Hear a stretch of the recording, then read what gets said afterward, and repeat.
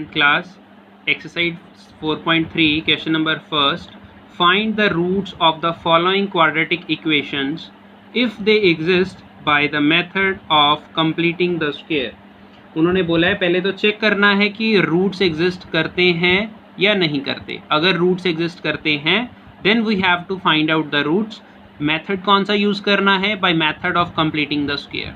अभी जो पहले मेथड लगाया था वो मेथड नहीं लगाना, ये नया मेथड है. पहले तो देखेंगे कि रूट्स कैसे पता करने हैं कि हमारे पास हैं या नहीं. अब ये हमारे पास क्या है? क्वाड्रेटिक इक्वेशन है. एक ध्यान रखना है कि जनरल फॉर्म में होनी चाहिए. सबसे पहले एक्स स्क्वायर वाली टर्म, मतलब कि स्क्वायर वाली वेरिएबल का स्क्वायर, फिर ओनली वेरिएबल जैसे कि एक्स है, और फिर लास्ट में कांस्टेंट टर्म. जो हमारे पास वेरिएबल का स्क्वायर है उसके साथ कॉफिशिएंट है जो, उसको हम a लिखते हैं. a is equals to 2 with sign लिखना है आपने. b जो है x के साथ जो भी कॉफिशिएंट है वो है -7, और c होती है हमारे पास कांस्टेंट टर्म जो कि क्या है +3. प्लस लिखने की ज़रूरत नहीं होती. जो एक्स स्क्वायर है उसका कॉफिशिएंट a होता है, x का कॉफिशिएंट b होता है, और c जो है वो हमारे पास कांस्टेंट टर्म होती है. डिस्क्रिमिनेंट का फॉर्मूला होता है हमारे पास जिसको कैपिटल D से नोट करते हैं हम, b स्क्वायर माइनस 4ac. ये हमारे पास डिस्क्रिमिनेंट निकालने का फॉर्मूला है. अब b क्या है हमारे पास? -7. तो -7 का क्या कर दिया हमने? स्क्वायर. उसके बाद फॉर्मूले में माइनस था 4 मल्टीप्लाई a क्या है 2, c क्या है हमारे पास 3. अब -7 का स्क्वायर, -7 इंटू -7, माइनस से माइनस कैंसिल, 7 इंटू 7 49, -4 इंटू 2 8, 8 3 दा 24. तब 49 माइनस 24 क्या आया हमारे पास? 25. d की वैल्यू क्या आई है? 25. अगर d की वैल्यू हमारे पास आंसर जो d हमने निकाला है वो या तो पॉजिटिव आ जाए या फिर 0 आ जाए, देन दोनों कंडीशन में रूट्स एग्जिस्ट करेंगे. यस, क्या लिखेंगे अभी? रूट्स विल एग्जिस्ट, कि रूट्स एग्जिस्ट करते हैं. कब पता लगेगा? अगर हमारे पास क्या है, d की वैल्यू जो है वो पॉजिटिव आई है या फिर d की वैल्यू क्या आ जाए? 0 आ जाए. अगर d की वैल्यू नेगेटिव आ जाती है तब हम लिखेंगे रूट्स विल नॉट एग्जिस्ट, या रूट्स एग्जिस्ट नहीं करेंगे. Root does not exist, root exist नहीं करते, और क्वेश्चन वहीं पे ख़त्म. अब देखो इस पे मेथड लगाना है हमने कंप्लीटिंग द स्क्वायर. सबसे पहले तो इक्वेशन जो है उसी को नोट करेंगे हम. 2x square minus 7x plus 3 is equals to 0. Quadratic equation को सॉल्व करना है. सबसे फर्स्ट स्टेप होता है जब हमने कंप्लीटिंग द स्क्वायर मेथड लगाना है कि जो एक्स स्क्वायर है उसका कॉफिशिएंट 1 करना है हमने. अब 1 कैसे होगा? इसका कॉफिशिएंट यहाँ पे तो 2 है, तो क्या करेंगे? पूरी की पूरी इक्वेशन को 2 से डिवाइड कर देंगे. Divide by 2. अब 2 से डिवाइड कर दिया. 2x स्क्वायर को 2 से डिवाइड किया, माइनस 7x को 2 से डिवाइड किया, प्लस 3 को 2 से डिवाइड किया, और 0 को 2 से डिवाइड किया. 2 से 2 कैंसिल, ये वाला भी नहीं कैंसिल हो रहा, ये भी नहीं कैंसिल हो रहा. 0/2 क्या आ गया? 0 आ जाएगा. -7x/2 plus 3/2 is equals to 0. अब उसके बाद का स्टेप हमने क्या करना है कि 3/2 को हम दूसरी तरफ लेकर जाएंगे, और इस तरफ हमारे पास क्या आएगा? X square minus 7/2x is equals to 0 minus 3/2. क्या बन गई हमारे पास अभी equation? X square minus 7/2x is equals to minus 3/2. इसके बाद अभी क्या करना है? कंप्लीटिंग द स्क्वायर मेथड के लिए हम क्या करेंगे? हमने ऐड करना है दोनों तरफ. क्या ऐड करना है? जो x का कॉफिशिएंट है उसका हाफ, मतलब 1/2 से मल्टीप्लाई कर देनी है. किसकी? कॉफिशिएंट ऑफ x और उसका स्क्वायर. ये हमने दोनों तरफ ऐड कर देना है. अब ये कैसे आएगी value? 1/2 into coefficient of x क्या है? ये x है. x के साथ जो टर्म लगी हुई है क्या है? -7/2 उसका स्क्वायर. इसको सॉल्व करेंगे तो क्या बन जाएगा? 1 इंटू -7 -7, 2 इंटू 2 4. ये जो स्क्वायर है ये हमने दोनों तरफ ऐड करना है. क्लियर है स्टूडेंट्स। अब देखो, अब हमारे पास था एक्स स्क्वेयर माइनस 7/2x, क्योंकि इक्वल्स टू है, अगर दोनों तरफ same number same term add कर दी तो कोई फर्क नहीं पड़ेगा, plus -7/4 square is equals to -3/2। इस तरफ भी हमने ऐड क्या कर दिया, -7/4 का स्क्वेयर। अब यहाँ पर एक फॉर्मूला बन जाएगा हमारे पास इन तीनों टर्म से। कैसे बनेगा और कैसे राइट करना है वो फॉर्मूला बनेगा हमारे पास x - 7/4 का होल स्क्वायर। अगर इसको एक्सपेंड करोगे तो यही आएगा हमारे पास a² + b² - 2ab। बट ये बनाया कैसे, ये तो कैसे पता लगेगा हमें। हमने क्या करना है, जो स्क्वायर वाली टर्म है, स्क्वायर वाली टर्म क्या है यहाँ पर x, और यहाँ पर स्क्वायर वाली टर्म क्या है -7/4, उनको इकट्ठा करके उनका होल स्क्वायर कर देना है। तो ये इजी वे है एक फॉर्मूला राइट करने का।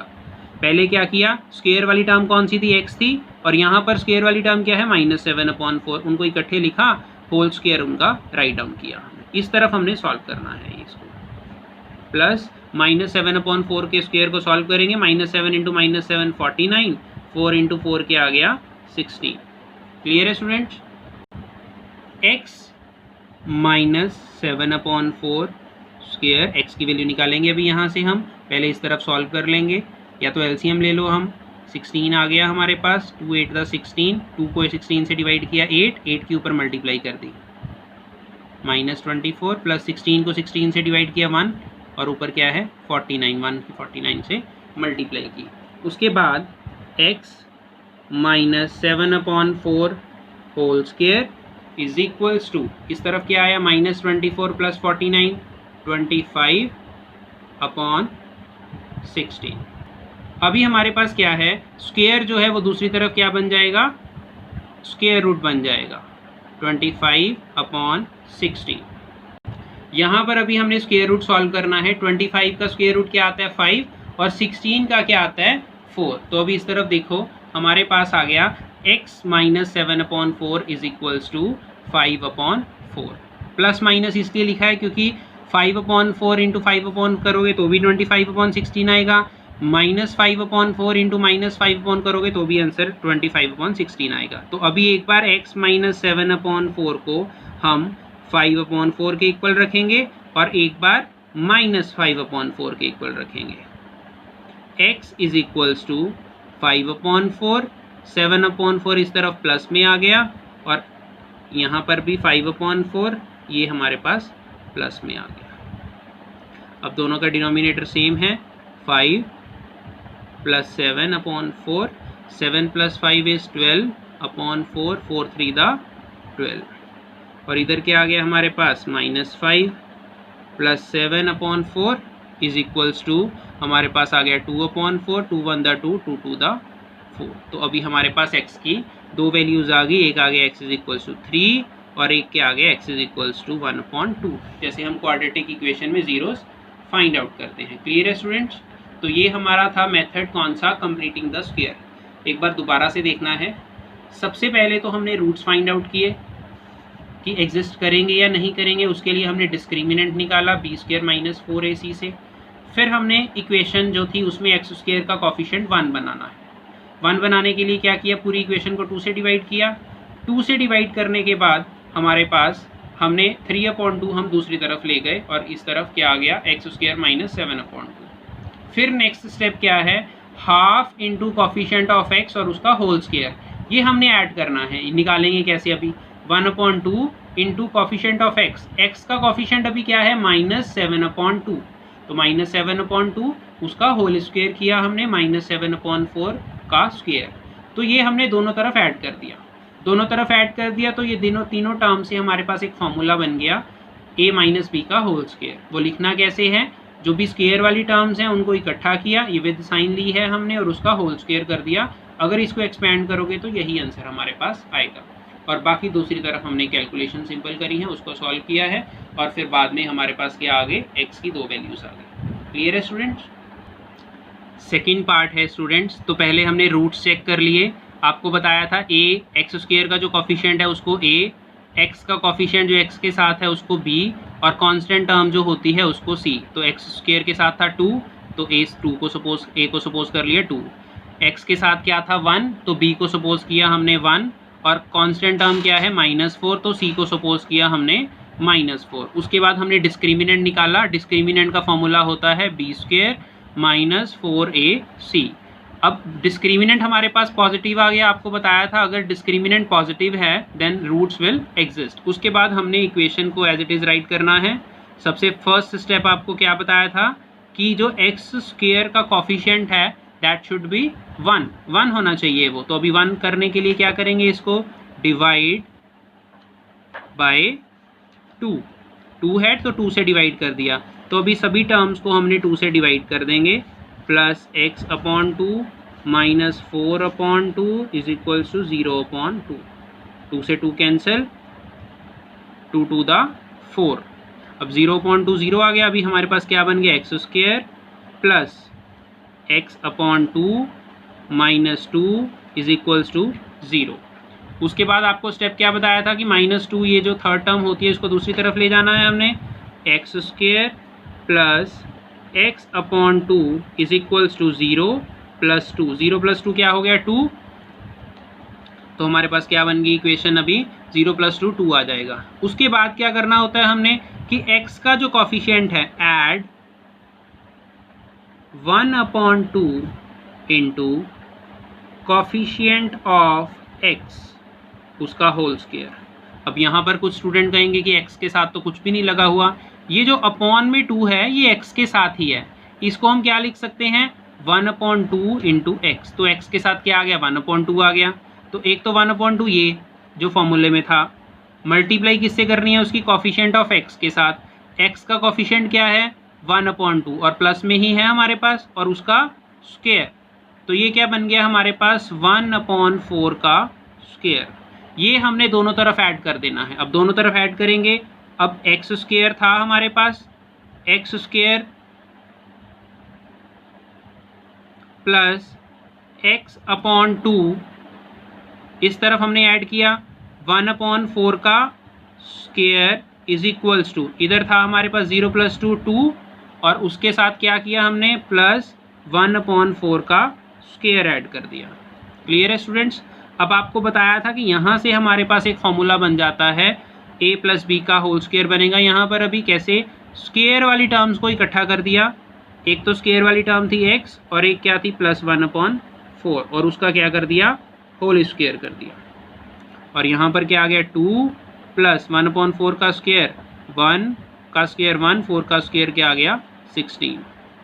क्लियर है स्टूडेंट्स। उसके बाद देखिए स्टूडेंट्स, इसको हमने ऐड किया 1 × 16, हमारे पास एलसीएम 16 आ गया। 1 को 16 से डिवाइड किया 16 के ऊपर मल्टीप्लाई कर दी 16 टू द 32, 16 को 16 से डिवाइड किया 1 के ऊपर मल्टीप्लाई कर दी 1। तो एलसीएम इसी तरह से लेते हैं, जो भी डिनोमिनेटर होता है उसको इसके साथ पहले डिवाइड करोगे, जो आंसर आ जाएगा उसके ऊपर से मल्टीप्लाई कर दोगे। 33/16 आ गया ये। अब स्क्वायर था तो दूसरी तरफ स्क्वायर रूट बन गया। अब स्क्वायर रूट 33 का तो स्क्वायर रूट नहीं होता हमारे पास, 16 का होता है 4, तो स्क्वायर रूट किसके ऊपर रह गया सिर्फ 33 के ऊपर, अपॉन में 16 की जगह पे क्या रह गया 4 प्लस माइनस। अब एक बार x + 1/4 को हम क्या लिखेंगे +√33/4, और एक बार x + 1/4 को किसके इक्वल रखेंगे -33 √33/4। तो अभी x की वैल्यू निकालनी है, ये प्लस में है, दूसरी तरफ जाकर किस में हो जाएगा ये माइनस में हो जाएगा, -1/4। x is equals to, LCM लेने की ज़रूरत नहीं है यहाँ पर क्योंकि डिनोमिनेटर सेम है, तो एक तो हमारे पास ये आ गई x की वैल्यू, और दूसरी तरफ क्या आएगी x इज इक्वल्स टू -33/4, ये माइनस में आ गया, x is equals to -√33 upon में क्या आ गया 4। तो ऐसा ना हो कि यहाँ पर स्क्वायर रूट में आ गया, घबरा जाते हो आपकी पता नहीं कैसे आंसर फाइंड आउट होगा, तो इसीलिए इसी तरह से सेम जैसे हमने फर्स्ट पार्ट किया है उसी तरह से होगा। 10th क्लास, अभी फर्स्ट क्वेश्चन का थर्ड पार्ट है। अभी दो क्वेश्चन हम कर चुके हैं कंप्लीटिंग द स्क्वायर मेथड से। पहले तो वही a की वैल्यू क्या होती है x² का कॉफिशिएंट विच इज़ 4, b की वैल्यू क्या होती है x का कॉफिशिएंट, यहाँ पर अभी क्या है 4√3 वो कॉफिशिएंट है। c की वैल्यू क्या होती है जो कांस्टेंट टर्म है। डिस्क्रिमिनेंट का फॉर्मूला b² - 4ac, b की वैल्यू है 4√3 का स्क्वायर -4 मल्टीप्लाई ए क्या है 4 और सी की वैल्यू क्या है 3। अब देखो स्टूडेंट 4√3 का स्क्वायर, कुछ बच्चों को प्रॉब्लम आती है, स्क्वायर मतलब 2 बार मल्टीप्लाई की हमने, तो पहले तो विदाउट रूट जो होती हैं उनकी मल्टीप्लाई कर दो। 4 की 4 से मल्टीप्लाई की 16, मल्टीप्लाई का साइन डाला, जो रूट वाली टर्म है √3 इंटू √3 क्या आंसर आता है 3, 16 इंटू 3 क्या आ गया 48। तो इसी तरह से हमने यहाँ पर सॉल्व किया 4√3 का स्क्वायर, तो वो क्या आ गया हमारे पास 48, 4 इंटू 4 16 इंटू 3 48, 48 माइनस 48 0।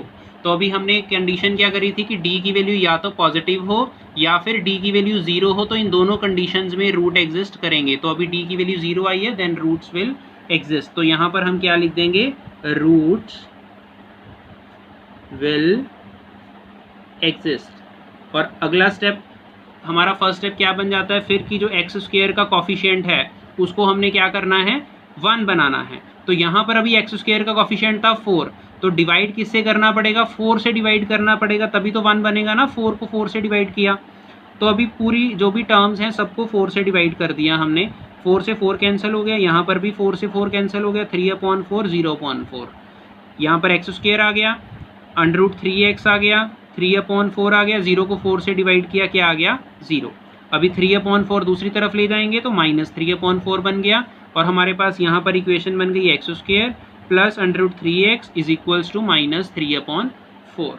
तो अभी हमारे पास जो इक्वेशन बनी हुई थी x square plus √3x is equals to -3/4, उसका आगे वाला स्टेप क्या होता है, ऐड करना है हमने दोनों तरफ। क्या ऐड करना है, 1/2 इंटू कॉफिशिएंट ऑफ x और उसका होल स्क्वायर। अब 1/2 कॉफिशिएंट ऑफ x, x का कॉफिशिएंट क्या था हमारे पास, x के साथ क्या लगा हुआ है √3 स्क्वायर रूट 3, 1/2 इंटू √3 उसका होल स्क्वायर। अब मल्टीप्लाई की, यहाँ पर क्या है एक तरह से 1, न्यूमरेटर की न्यूमरेटर के साथ मल्टीप्लाई 1 इंटू √3 2 इंटू 1 2। अब इसका होल स्क्वायर कर दिया हमने, यहाँ पर होल स्क्वायर किया। अब इसको ऐड करना है दोनों तरफ, ये हमारे पास इक्वेशन थी, इसमें ऐड किया हमने x square plus √3x plus ये वाली टर्म ऐड होगी अभी यहाँ पर इज इक्वल्स टू -3/4 था, इसमें भी ये वाली टर्म ऐड हो गई। अब आपको बताया था कि इन तीनों टर्म्स में से हमारे पास एक फॉर्मूला बन जाएगा। वो फॉर्मूला को कैसे राइट करना है कि जो भी स्क्वायर वाली टर्म्स हैं उनको इकट्ठा कर दिया हमने और उसका होल स्क्वायर बना दिया, x कर दी और √3/2 उनको इकट्ठा किया और उसका स्क्वायर बना दिया, -3/4 प्लस इसका स्क्वायर किया तो 3/4। तो ये क्या हो गया, कैंसिल हो गई, 0 आ गया यहाँ पर हमारे पास।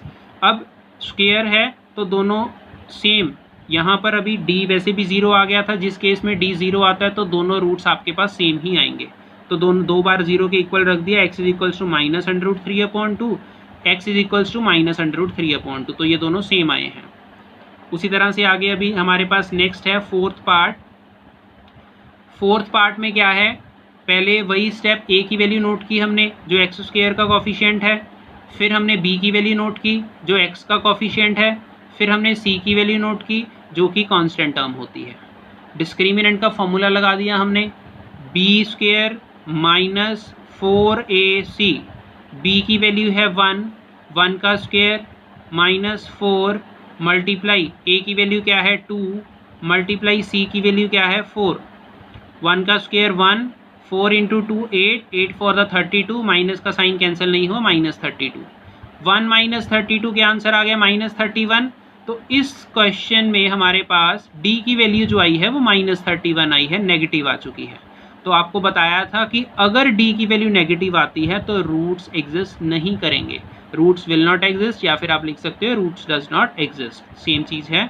तो अगर d की वैल्यू नेगेटिव है तो रूट्स एग्जिस्ट नहीं करेंगे, d की वैल्यू 0 है, डिस्क्रिमिनेंट जिसको बोलते हैं हम, या फिर पॉजिटिव है, देन ओनली रूट्स एग्जिस्ट करेंगे, फिर ही हम आगे कंप्लीटिंग द स्क्वायर मेथड लगाएंगे। तो ये पहचान होनी चाहिए आपको कि ये कंप्लीटिंग द स्क्वायर मेथड है। जो हमने पहले सॉल्व करा था सेंटर वाली टर्म को स्प्लिट करके, वो हमारे पास होता है फैक्टराइजेशन मेथड, जो कि हमने 4.2 में किया था। तो स्टूडेंट ध्यान से समझना है क्वेश्चन को और अच्छी तरह से नोट डाउन भी करने हैं।